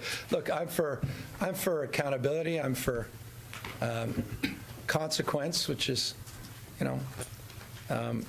is loosely defined. But I also am for providing support, and the budget reflects an unprecedented amount of support to help jumpstart those efforts at the local level. I'll be talking more about that tomorrow at the State of the State, so you can get, I think, a more granular sense of what I mean by that. Speaking of which, you said nobody gets excited about State of the State, so why you shouldn't? Tomorrow? You shouldn't. You should do something else. I encourage it. Yeah, I hold strong to my previous statements on that. But if you must, I'll see you around 11 tomorrow. The question is, when are we getting out of there? Is it one of those 2-hour speeches, 1-hour speech? I don't know. Yeah, you do. I don't. We never know. You may applaud, you may not. There could be interruptions. I don't know. We don't know. And I'm sounding like Governor Brown. I don't know. Things happen. But one thing I do know is that that we need to sign this, and we need to get started in this process. So I'm affixing my signature, and we've now formally, pursuant to this general order, this executive statement, are now directing the redeployment of our National Guard from the border, be reassigned, and then I have a letter to the Secretary of Defense basically reinforcing a number of the details that are laid out in that executive order that we also asked be sent and forwarded. And with that, I will bid you all adieu until tomorrow, if you're around. Well, what's left to talk about now that you did that? There's lots to talk about. There actually is lots. Why the cannabis grows? What's that? Why the cannabis grows? Debate tonight, I believe, Pat, in order to monitor the winter storm conditions expected to last through tomorrow. This second storm may drop up to 8 inches of snow as well as a coating of ice across the northwestern corner of the state. with up to several inches of snow and some icing possible throughout the rest of northern and central New Jersey. Across South Jersey, we're looking at the potential for a wintry mix of snow and sleet transitioning to rain before noon tomorrow. As we progress across the day tomorrow and as temperatures rise, we are expecting the precipitation to transition over fully to heavy rain, up to 2 inches of rain across the entire state. So a hard, serious rain at the back end of this, regardless of what it started like, depending on where you are. This is the best information we have now. However, if this storm tracks just a little differently, we could see significant changes in timing or in the amounts of snow, ice, or rain. Regardless, it's going to be a mess pretty much everywhere tomorrow. And we were just discussing upstairs. I've said this before, so it's a little bit of a broken record, but the caveats that we would apply, it's fair to say, around this storm are unusually, point to an unusual amount of volatility in our being able to predict exactly what it's going to look like. So we're giving you our best judgment as of this moment. The Department of Transportation is prepared to keep our state roads and highways clear and is ready to activate equipment as necessary, and is also coordinating with NJ Transit and the toll road authorities to ensure a coordinated storm response. The Department of Transportation had 700 pieces of equipment out last night. They've kept at it during the day-to-day, and we thank all of them for the work that they did, and clearly thank the state police and other folks at the county and local level for keeping roads open and keeping us safe. DOT has issued a winter weather congestion alert and is implementing its business day protocol for tomorrow. Before tomorrow's commute, DOT will be putting assets in place along Interstate 280 and Interstate Town Mountain in Hunterdon County, 2 notorious winter weather problem spots. This will include the pre-positioning of towing equipment and NJDOT Safety Service patrol trucks and coordinating all with the state police.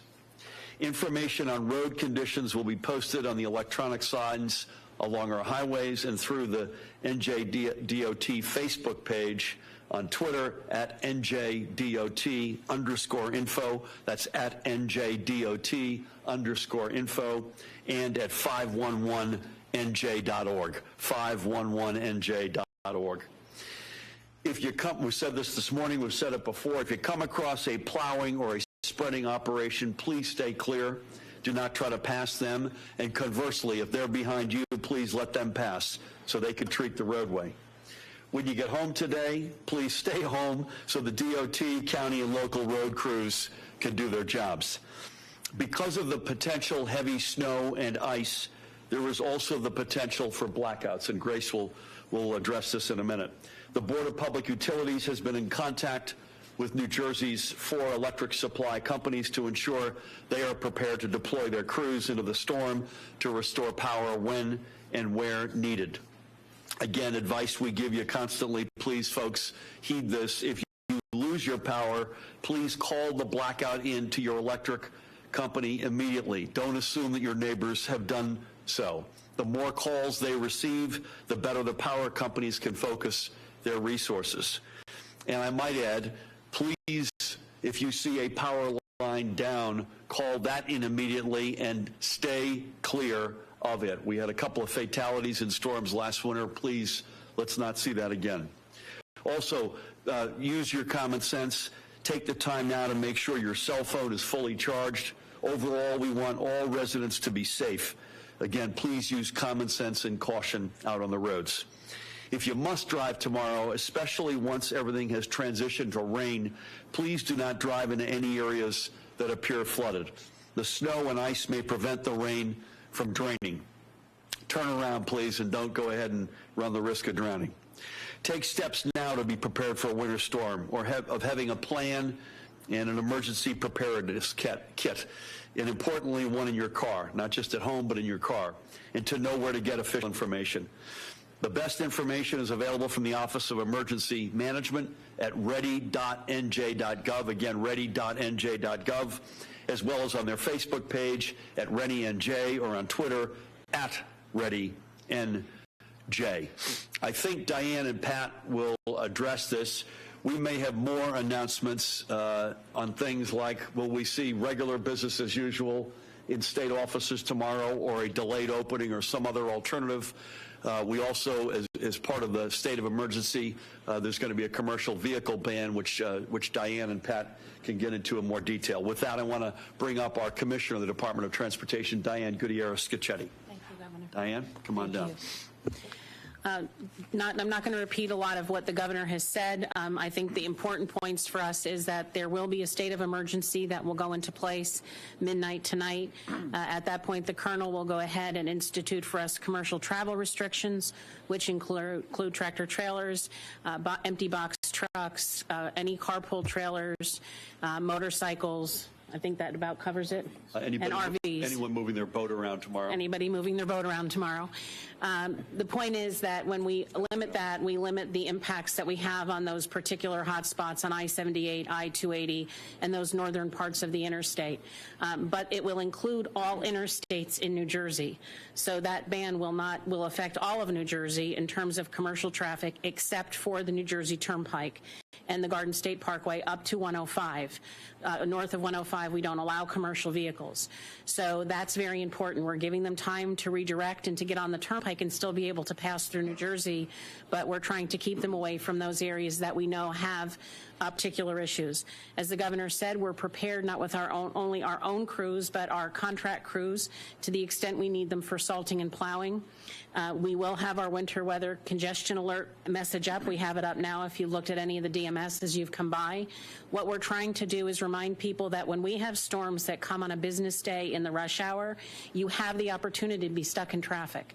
So please go to Twitter, follow the DOT page. The DOT page has been very active in terms of posting accidents, road closures, and other incidents that may keep you from your regular route. Please make sure you're following that.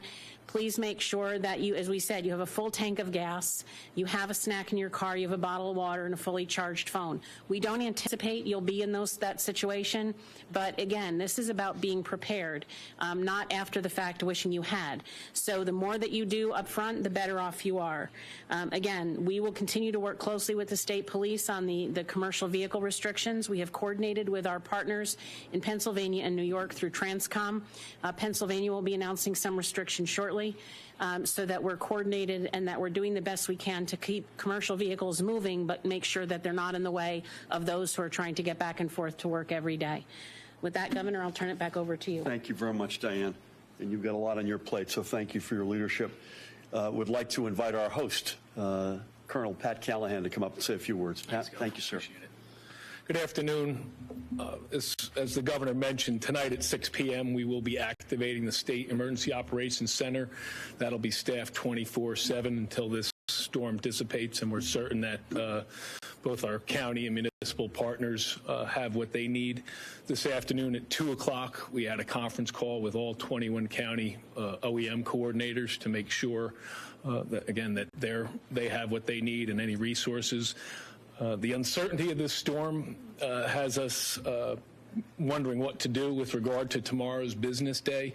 As both the governor and commissioner alluded to, we will have a phone call this evening with the National Weather Service that will lead us to a recommendation for tomorrow, and that may be a delayed opening. That may be the possibility of a delayed opening with the possibility of then closing all state offices, or the possibility of nothing and business as usual. So that determination will be made later this evening, and I just think it's important that people keep an eye on that messaging as well, out of the abundance of caution that we're going to approach this storm as we do every storm with. So our troopers will be out there making sure that accidents are cleared, that motorist aids are tended to, and that we're also making sure that those snowplow trains are able to do their job and make our highways and interstates safe.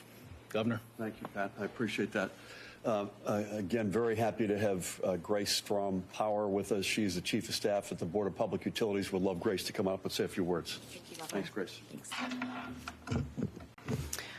Good afternoon. As the governor indicated, we have been in touch with all of the utilities. They are in storm mode with crews on standby, and they are ready to deploy if and when necessary. while the forecast is not currently predicting or anticipating a fair amount of ice, which can be a factor in outages. I'd like to reiterate the governor's reminder: if you lose power, please report it to your utility as soon as possible so that the utility knows where the outages are occurring. Please do not assume that your neighbor has called it in or that your utility knows you are without power.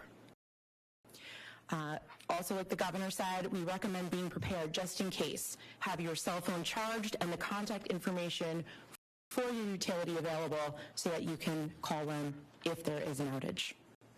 We are prepared and ready for the storm, and we will continue to work closely with the utilities and our sister agencies over the course of this weather event. Thank you. Thanks, Grace. Well done. Jared, are you good? Would take any questions you may have, please.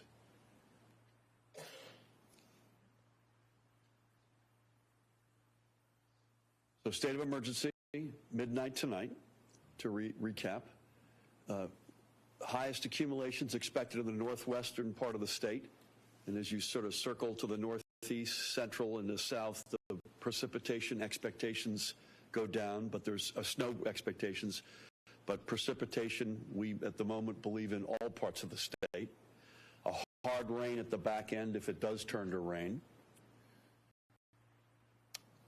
More deliberations this evening, and if we've got anything to report in terms of business tomorrow, business hours, et cetera, we'll be back to you.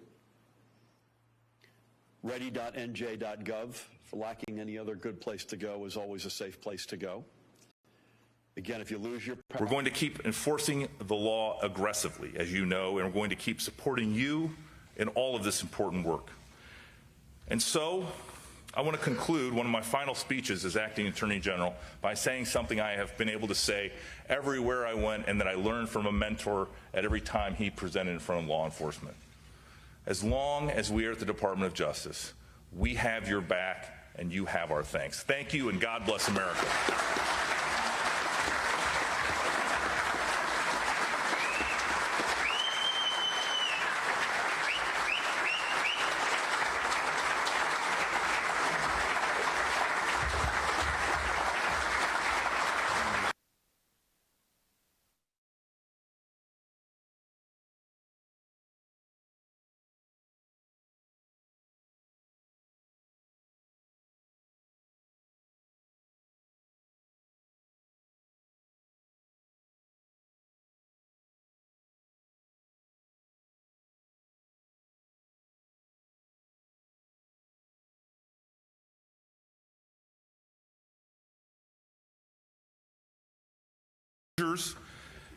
Including over these last 8 years as the sheriff of Marion County. This is a much better looking crowd than I faced on Friday.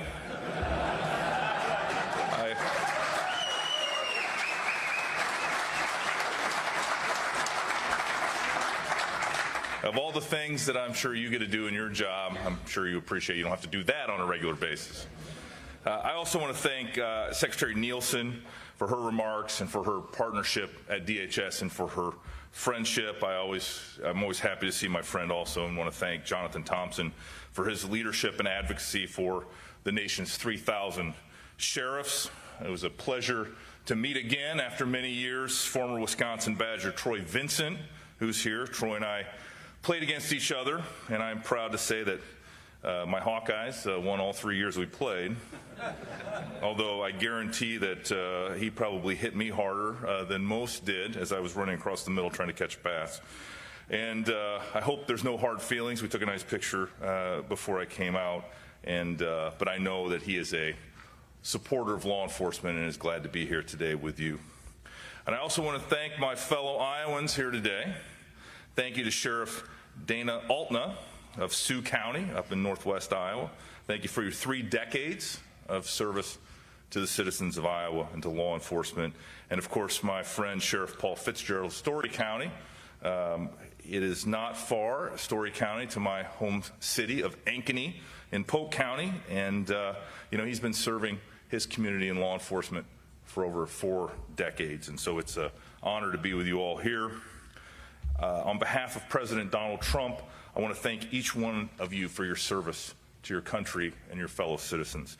Each one of you is continuing a proud and noble tradition America has changed a lot over the centuries, but sheriffs have always been there. Sheriffs have kept American people safe from the very beginning and even from before the beginning. The father of our country, George Washington, whose portrait displays proudly in the Attorney General's conference room, was the son of a sheriff. And the office of sheriff, as you know, was mentioned 800 years ago in the Magna Carta, and that position had been well developed even to that point.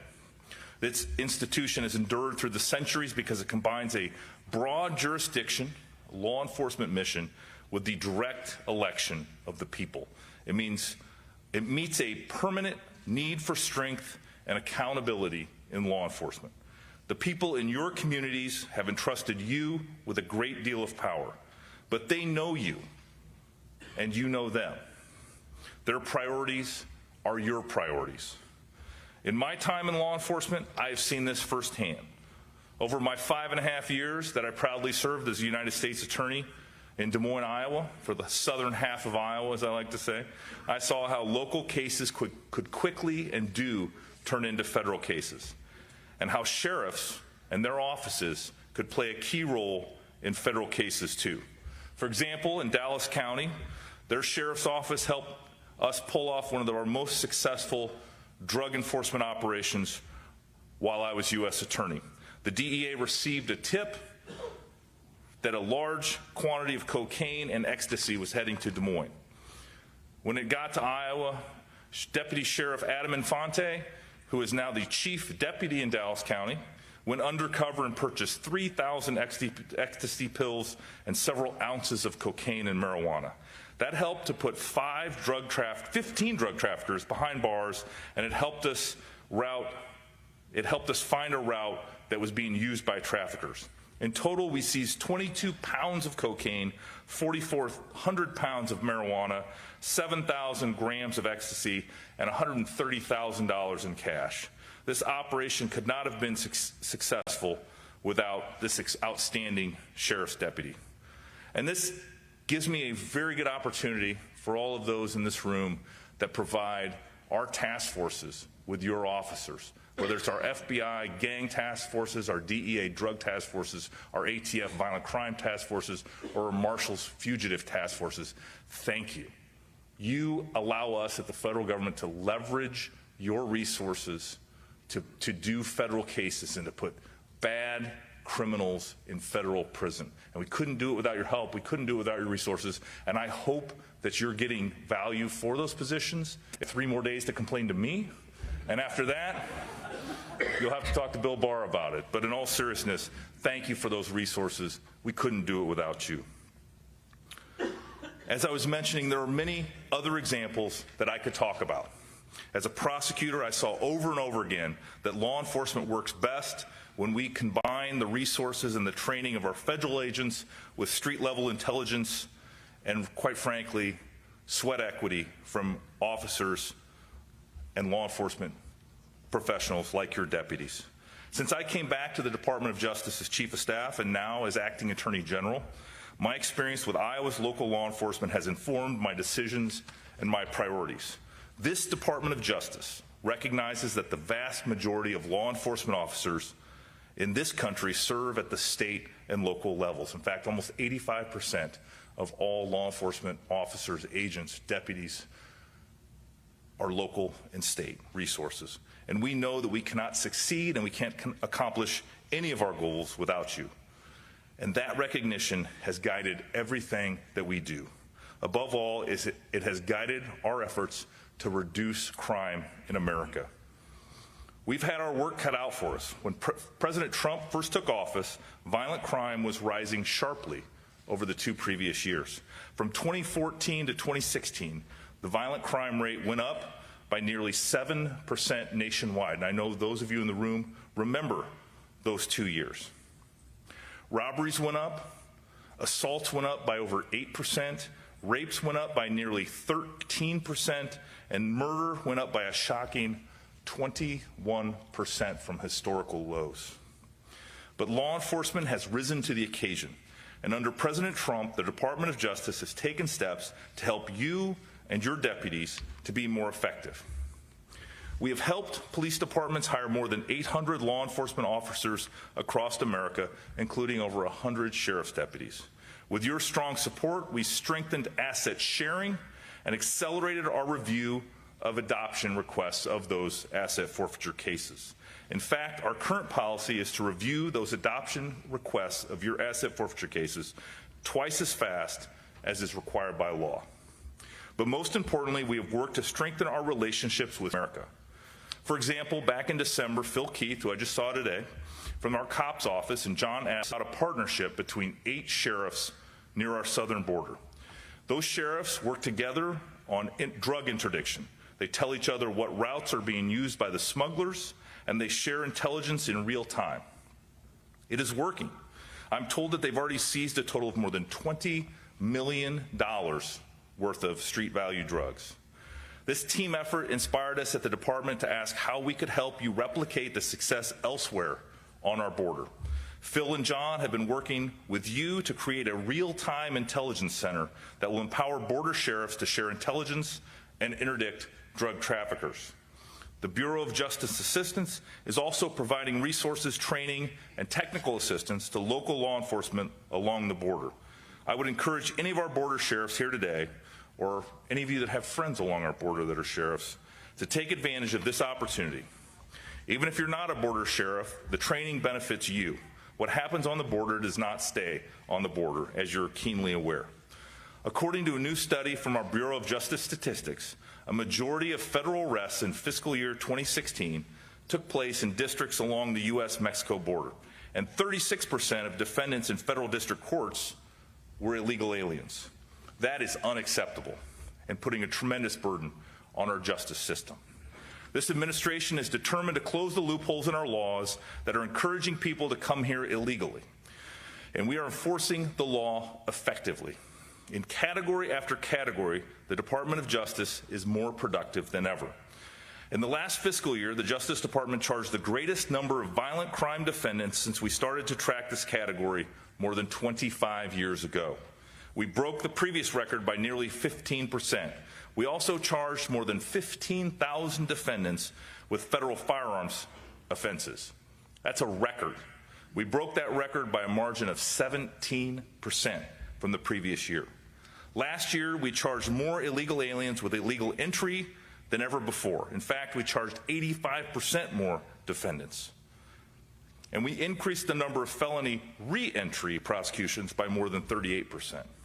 All of these efforts that I've mentioned are adding up, and they're bringing down the crime rate in counties all across America.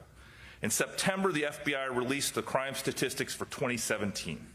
They showed that the violent crime rate and the homicide rate both went down after 2 years of increases under the previous administration. In 2018, one estimate projects the murder rate in our 30 largest cities declined by 7.6%. That is usually a good indicator of what is happening nationwide, and those are real lives that we are saving. And as this crowd knows well, when you lock up gang members and violent criminals, you also have an impact on drug crime. In fiscal year 2018, the Department of Justice charged 6% more drug defendants than we did in the year before. We prosecuted 36% more opioid defendants than our previous 4-year average. We increased heroin prosecutions by 15% and OxyContin prosecutions by 35%. We have broken records for fentanyl prosecutions 2 years in a row. More important, drug overdose deaths are finally stopping the rise that we have seen over the last many months. According to the preliminary data from the CDC, fatal overdose stopped rising in September of 2017 and then decreased by 2% through April of 2018. That is preliminary data, but it is still encouraging, and again, these are real lives that we are saving. As our efforts have shown over the last 2 years, law enforcement works. And so I want to thank each and every one of you for your hard work and for your continued partnership with us at the Federal Department of Justice. We could not achieve any of these results, any of these increases, any of these lives being saved without your partnership. This department is going to keep working to secure the southern border. We're going to keep enforcing the law aggressively, as you know, and we're going to keep supporting you in all of this important work. And so, I want to conclude one of my final speeches as Acting Attorney General by saying something I have been able to say everywhere I went and that I learned from a mentor at every time he presented in front of law enforcement. As long as we are at the Department of Justice, we have your back and you have our thanks. Thank you, and God bless America.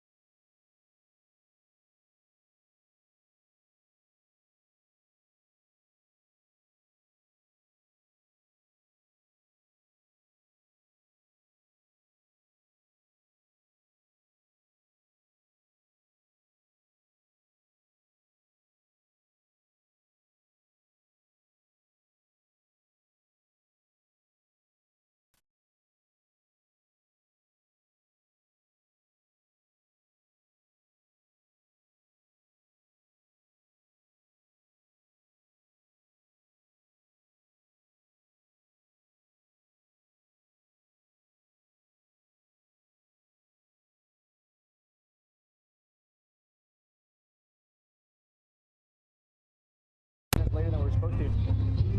So we only had like literally like a 10-minute break. Yep, 4 p.m. We had a break for, it was supposed to be 30, but he took us 15 minutes later, so now we hit at 4. Oh man, all right. Yeah.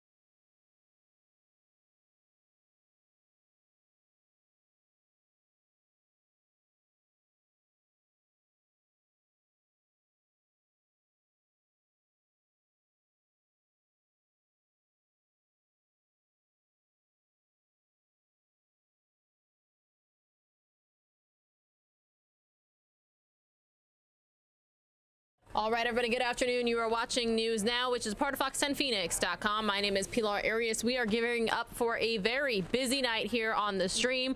We are going to have both rallies in El Paso, Texas, the President Trump Make America Great Again rally, and El Paso that former Congressman Beto O'Rourke is going to be speaking at.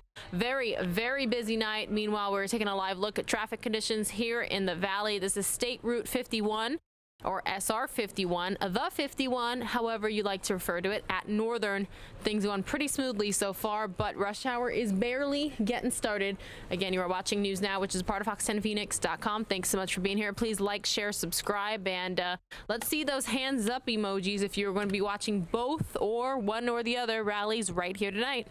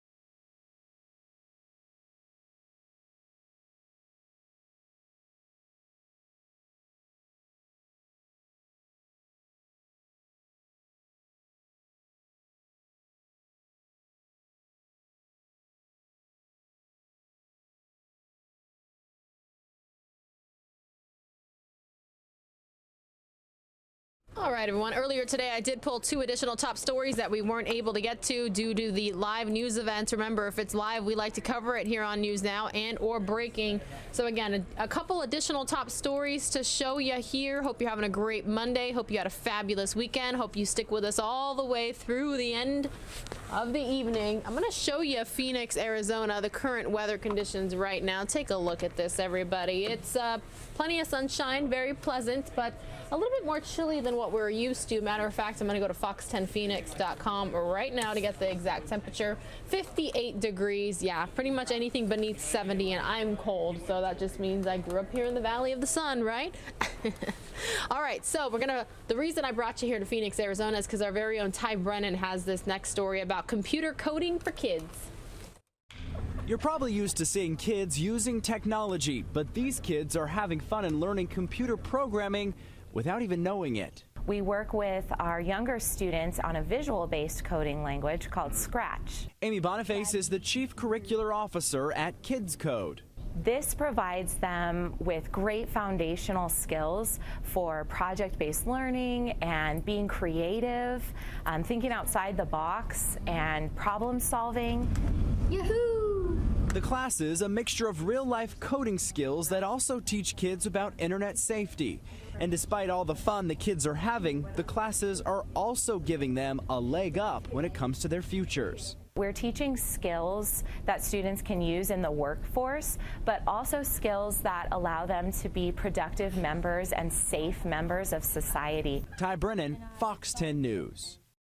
Taking you out live now to New York City. This is one of my favorite live pictures to show you all because you're right in the middle of all that action. You get to see everybody walking around, taking selfies, taking pictures with their friends and their family members, eating, shopping, all of the joys of New York City being right there in the center of it all. Pretty cool, huh? Let's see those thumbs up emojis if you have ever been to Times Square. I have. It was in 2011. I need to get back there again soon. You know, as somebody who grew up in a major city, I like big cities. You know, the Chicagos, the LAs, the New Yorks. A lot of places I still need to hit up, though, like Seattle, but not when it's snowing as much as it has been lately. Or New Orleans, haven't been there. Big cities in Florida, like Orlando, Miami, never been there. So lots of traveling still left to do. All right, well, it's not Thursday or Friday, but this is another Arizona story. Turns out dogs got candid with Cupid. So what does it all mean? Let's watch. Shoot after shoot. Pups dressed to impress at the Candids with Cupid for a Cause event. So we brought a variety of dogs today, a lot of puppies, so about 15 to 20. Plus, we have a lot of foster parents here who brought their dogs here to see if they can connect with, make a match here at this event. Two Pups Wellness Fund teaming up with the Paper Place Company in Scottsdale for an adoption fair. People can choose a forever friend and take a picture with them and Cupid. Organizers say holding fairs like these is what taking care of the community is all about. It is critically important. These dogs have no one else. They need to find forever homes. The shelters are full.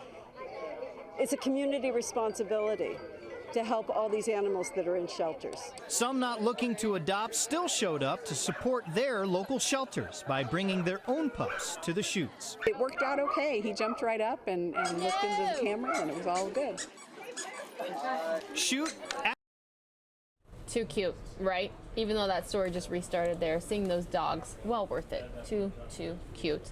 All right, everybody, you know, if anything breaks, we will have you covered. But again, please like, share, subscribe. Let your friends, your family, your coworkers, your neighbors, everybody you know that we are going to have President Trump rally and Beto O'Rourke's rally in El Paso, Texas tonight. We're going to have 2 streams, just like dueling rallies, dueling streams here on News Now.